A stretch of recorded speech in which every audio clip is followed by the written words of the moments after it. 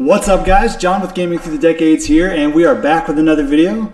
And joining me is Spencer from the Itch Network. Hey, what's up, John? Not a whole lot. We got a collector's guide. Yes, we do. Episode 1. The first one. All right, so we got the collector's guide. We're going to go ahead and cover the original Xbox, some OG Xbox action. Let's go check it out.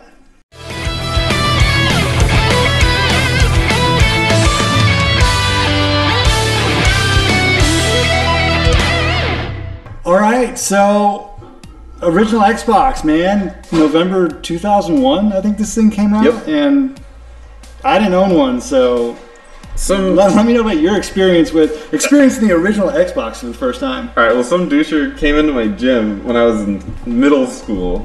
I think I was in 8th grade or something. Yeah. And he came into my school, and into my gym, and he was just talking to me about it. And he's like, "Have you played Halo yet?" And I'm like, You're "No." like, what is Halo? What's Halo? I got an N64. What's Halo?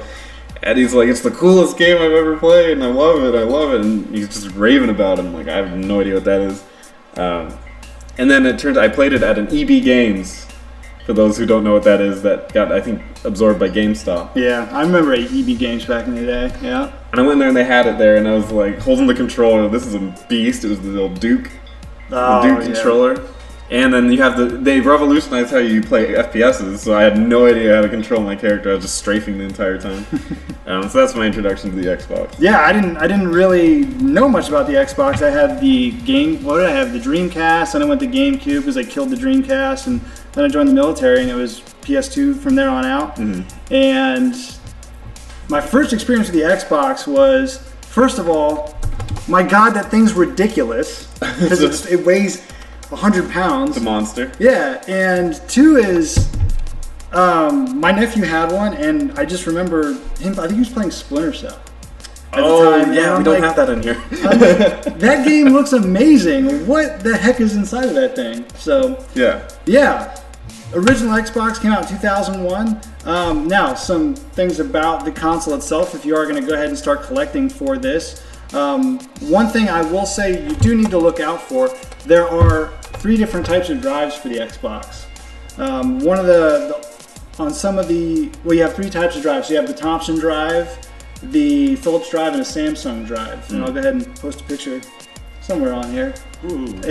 And nice. Yeah, if you are collecting for an Xbox, if you want to get into collecting for the Xbox, make sure you find one with the Samsung drive or the Phillips drive. Okay. The Thompson drives have a tendency to just go out. Is there an easy way to locate that? Oh yeah, just open it up. Oh. Yeah, you open it up here, and then you'll be able to tell by the way the tray is actually shaped, and that's what that picture will show. Sweet. So you'll be able to tell. So the Samsung drive, definitely one you want to look for. A lot less trouble. Cool. All right, so let's get into some accessories. First, we got to talk about the controller. And this one here, this is the Model S. So this is the Model S. So the one that normal people should be using. Normal people with regular size hands that aren't 9 feet tall with batter's gloves. I think the other one was built for Andre the Giant. Yes, probably.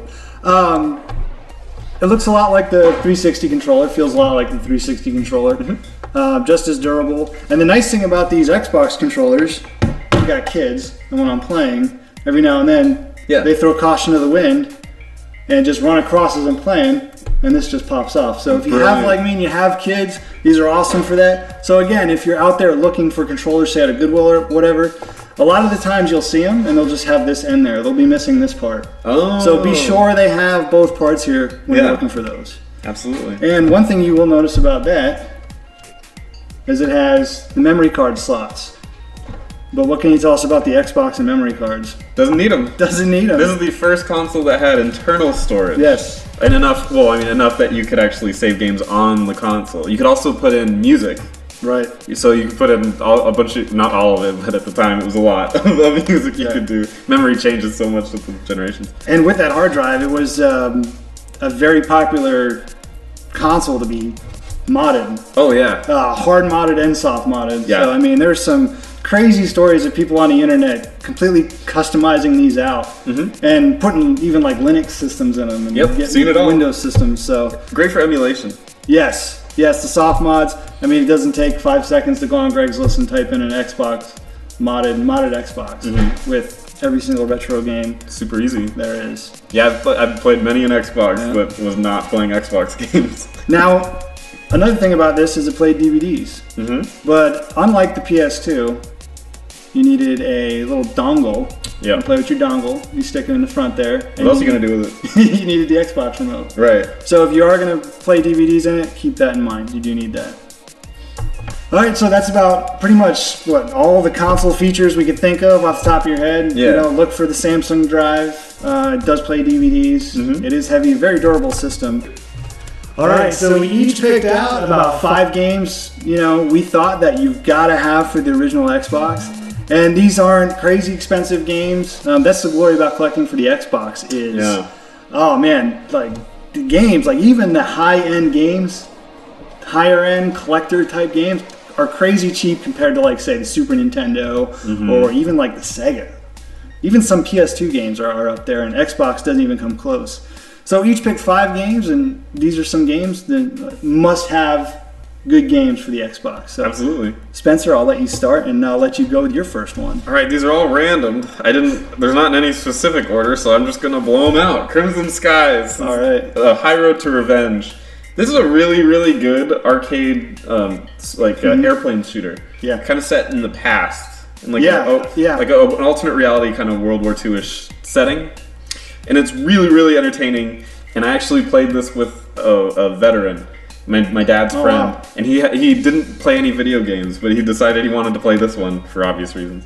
And did he okay? He wasn't curled up on the floor afterwards, freaking out with the ball.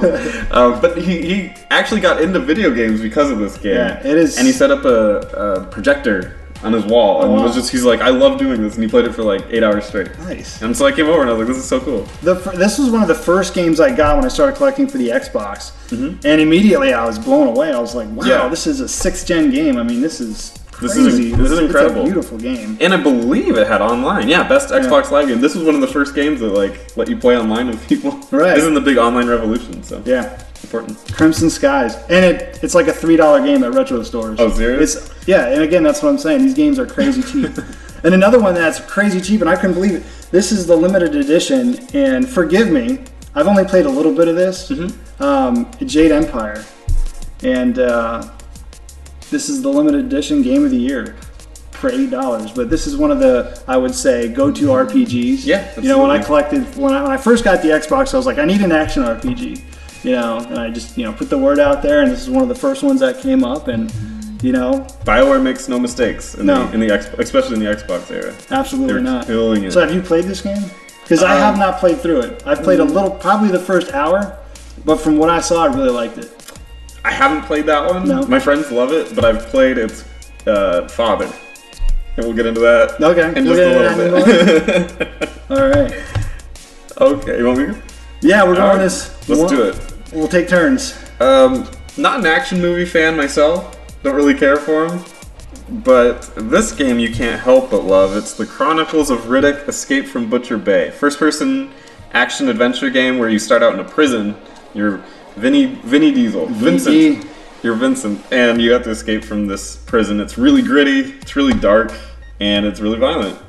And it's also really, really good. It's a third-person action, right? First person. Oh, it is first person. Okay. Yeah. Yeah, and you get everything from guns to shivs. Wow. You gotta make shivs and stuff.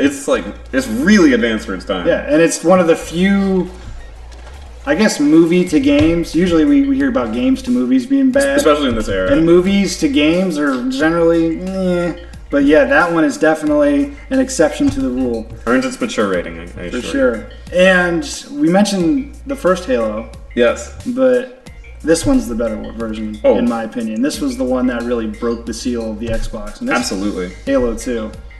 And I remember actually, my experience with this was when I was in the Navy, they had, at the end of the port, there was a little hangout. So if if you lived on the ship, you go to the little, it was called port side. They called it something. We just hang out, and there was a bunch of Xboxes, PS2s, and they had all the Xboxes on the LAN, and everybody was always playing Halo 2. Yeah. Because this was 2004, 2005 at the time. Dude, we did that too. This was the first, I think this game changed first-person shooters for consoles. Because up until Halo, and generally the Xbox in general with the 2 analog sticks, I think this game really changed first-person shooters for consoles. That game changed it in more ways than one. Because it brought in something that you might not like, that people don't really talk about. Maybe I like it. What is it? DLC. Download. It did, didn't Yes. it? You're right. Yeah, you could purchase additional maps, and it had a couple other weird content. That's right. So it actually started that as well. Take it or leave it. I will leave the DLC at the door. I bought it. I loved it. You can't have an Xbox without Ninja Gaiden. This is actually my first game on the Xbox. Hard. Very hard, and I'm proud to say that I almost beat it. Almost beat it. It's just as hard. Is it harder than the Nintendo Ninja Gaidens? I never played those. Okay. Those are hard. Too scary for me. I was too young. But it's made by Tecmo, and there is a girl in here that is very attractive, so I saw a lot of cutscenes with her in it because I kept dying at the boss. So 15-year-old Spencer, however old you were, 18, I don't know how old you were when the Xbox came out, would probably love that one. I absolutely enjoyed it, and I saw those cutscenes over and over because the bosses were incredibly difficult. So make sure you check this one out. They also released some more advanced versions of it, but I never played those. I think one came out on the PS3, and it was supposed to be really good. But Ninja Gaiden. So I'm going to go again. Yeah, go for it. And this is a staple, I think. This is probably... You ever play a shooter or a shoot 'em up and you just get entranced with it? You get so into the game, you just get locked in. Yeah, yeah. Yeah, Panzer Dragoon Orta will do that, and it looks beautiful. And earlier, is this one 720p? No, this one's 480p. But for an Xbox game, you can hear that thing singing when you throw this in. Really? But it is a on-rail shooter, just very much like Crimson Skies. Is it sort of related at all to? I mean, it has to be. But the Panzer Dragoon series from the Saturn. The Saturn. I don't know. I've never played those. So. Yeah, I've always been interested in that series because it was more of an RPG, wasn't it? Panzer Dragoon Saga was an RPG. There was Panzer Dragoon for the Saturn, which was not. That was also a rail shooter. Also a rail shooter. Beautiful game. So yes, this one, and it's made by Sega. And another thing about the Xbox is a lot when Sega ended, a lot of the Sega as the developer actually jumped ship the Xbox. So a little bit. Yeah. They also went to the GameCube pretty heavily. It did. That's where Sonic Adventure went. Yes. Yeah. I'm a huge. Did you ever play Oddworld Abe's Exodus? Or the PS1? PS1s, yes. I love those games, one of my favorite games. Well, the best things about them is their sense of humor. Yeah. And this one is no different. Oddworld Stranger's Wrath. It was released towards the end of the cycle on the Xbox. And it is fantastic. Not only from a gameplay perspective, but it's just hilarious because your weapons are live ammo. Yeah. Which are actual animals that are still actual live things that you shoot out of crossbows and stuff. It is hilarious, and everyone says really funny things. It is absolutely gorgeous. I highly recommend that you play this one if you get into it. It's one of my favorite Oddworld games. Yeah, I originally when I saw this game, I was thinking I don't want to play an Oddworld game, first-person shooter. Yeah. Because, you think Oddworld, you think side-scrolling 2D. Yeah. I mean, you have Munch's Odyssey, which is also an original Xbox game. That's more of a platforming type, 3D type of deal. But they did a really good job with that one, I will say. Very mixing it into the series, I thought. So don't let the whole first-person shooter thing throw you off. It's a very good game. Yeah. It's funny, just like you said. Now, we talked about Sega going a lot of their titles to Xbox, and this one was on the Dreamcast. So you had the first one and second one, but the second one was on Dreamcast in Japan. In America, we didn't get the second one. Was that the deal with that? But we got it on Xbox. Shenmue 2. Yes. And this game, the praise it has, the cult following a little bit. It's getting the third one soon. Hopefully. We've heard that story before, though, haven't we? Oh, yeah. But this has a cult following. It really is, I would say, a love it or hate it. I'm not a huge, role-playing game. I like the action. I mean, I do like action RPGs. But for the storyline and the way this game presents itself, sucked me right in. If you're in a game for a story, this is one you got to go with. Shenmue is one of the early adopters of the time button press. Oh, yeah, QuickTime. QuickTime events. Yeah, QuickTime events, yes. So a lot of people don't like that. That's I don't like that. I don't like that either. It makes me feel like I'm playing a Wii game now because Wii was big on that. Turn the thing, spin it, hit the button, and of course Resident Evil 4. So I've got two that you don't currently have. So Correct, I'll start with the first one. And it's no big deal. The first one is Far Cry. Okay. Far Cry is, everybody knows what Far Cry is now. It's a huge series. It was actually really strong on the Xbox and had a map creator. So you could actually make your own maps. Okay. Which is just, for me, I love that. I've always been a huge design kind of person. Yeah. So I love making maps. They're all terrible. Just horrible, horrible designs. I'm awful at my job. But I love making them. And I'd love to like create the maps and then play with my friends and have like little death matches on them. They're like, we can't move on these maps. And I say, deal with it. I would definitely, it's on my radar. Good. As you can see, I have smallish Xbox collection, but it's good. You know, again, it's got quality titles, and that's not an expensive one. So, yeah, but you've got another one. Sure, you snag it. Your other one. You want me to just go for it? Yeah, let's do it, man. Throw it out there. The best game on the Xbox. In Spencer's opinion. In everyone's opinion. Because the next one I show is the best. In everyone's opinion, is Star Wars Knights of the Old Republic. Right. The first one.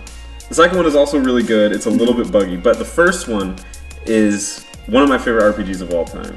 It combines Star Wars, which I adore, with a really good RPG system, one that you'd see in Baldur's Gate. Oh, wow. Which is just amazing. And it's mind-blowing how many choices you have. You can go the dark side, you can go the light side, you can kill people, you can save them. And it kind of started a lot of the Telltale's games. Okay. It actually has an influence on that too, because it gave you those dialogue options, which games weren't doing at the time. I think Baldur's Gate probably was, but it wasn't popular. So it brought in a whole bunch of ideas that now are just like normal. Yeah, and since this is a collector's guide, for the collectors out there, it's not an expensive game. Every game we've covered so far is less than $40. Wow. Yeah, I mean, and that's probably one of the top tier games. That's paying retail. So, yeah. I mean, when I say they're not expensive games, they really aren't. And also, that one taught people that D&D is cool, and I'm a big D&D player. So, see how much Xbox did for all. This is a great console. But my next one, and this is one that I've been looking for a while, and I'm not a big survival horror fan, but Call of Cthulhu is a phenomenal game. I mean, I got it. I streamed it for the first couple hours that I played it, and it sucks you right in because you have choices to make. And the cool thing about this game is you enter the mind of your protagonist, right? Or antagonist. Antagonist is a bad guy. Protagonist is a good guy. Yeah. So you enter the mind and you actually feel him being human. So what I mean by that is if you, at one point early on, you walk in the room, there's bodies everywhere. And he'll actually get upset and he'll get frustrated. Your vision will start to blur. Your heart rate goes up. So you actually have to monitor your character's health. Oh. And later on in the game, if you're armed, he'll get to a point where he'll kill himself. So you could get into one of those situations and boom, your character will kill himself because he's so upset. And look, it's an early Bethesda game. Yes, it is a Bethesda game. How could I miss that? That's a big deal. Yeah. Because at the time, there were also one game that you don't have in here, which is one of the biggest games on the Xbox, is Moorland. Right. Yeah, I don't have that one. But they made that too in the same era, and that's a big deal. And we got a couple From Software games. Otage. Oh yeah. Otage on the Xbox is the early From Software game. It's cool to see those that are now big. Which we do have somewhere in here. Those companies that are now like a big deal. We're just making like little games at the time. There we go. Otage. Ooh. But yeah, early From Software game. And Sega. The Sega and From Software teaming up, making an awesome game. They made 1 and 2. Great. So those are the 10 games, 10 must-have games for the console that we think really projected the Xbox into the success that it had, and then into the 360. So we gotta have some honorable mentions here. Bring them out. So I'll let you take these two. I know you're slightly familiar a little more with those. Yeah. The first one is Phantom Dust. I've never actually played this one, but I have a lot of friends that really enjoy it. It has a card-based system, to my knowledge, and mixed with an RPG, mixed with an action game. So, Phantom Dust, it's expected to have either a remake or a sequel or something coming out, which people are surprisingly excited for. So I'm curious to see what it goes on that. I don't know if I would play this one. I might just wait for the new one to come out and blow me away and see what people think. I think that one will blow you away. I've heard nothing but good things about it. But yeah, definitely a cult following on this one. All right, so and you could remember the N64? Oh yeah, that weird, strange cartridge console that nobody had in 5th gen. Nobody had. So, anyways, a very popular game, especially amongst collectors, was Conker's on there, and Xbox saw essentially. I don't know if this was the first remaster of the game, but Conker's Bad Fur Day. Is it a remaster? It is a remaster of the first one. It did change a few things. Apparently, this one's actually not as rated R, which is strange because they toned it down. You know. Okay. So. Interesting choice. I would love to get an explanation of that one of these days, but yeah, it also does have a pretty cool online feature that you can utilize on Xbox Live, which is essentially useless now. Mm-hmm. But if you're looking for Conkers and don't want to spend $90 for the N64, get a better looking you can get a better looking one for the Xbox for about $30 right now as we record this video. So that's not bad. Conker's Bad Fur Day, honorable mention. All right, this next one holds a very violent place in my heart. I remember it was coming out, and I do not like this game, personally. I've played it recently on Steam. But it was popular. And it still makes me angry. But it was popular. It was very popular, and most people love it, so I decided to include it. It's by Lionhead Studios, Peter Molyneux, the biggest liar in the gaming industry. He did Black and White. And he released Fable for the Xbox. It is a game where you play, it's a third-person action, adventure, RPG, whatever.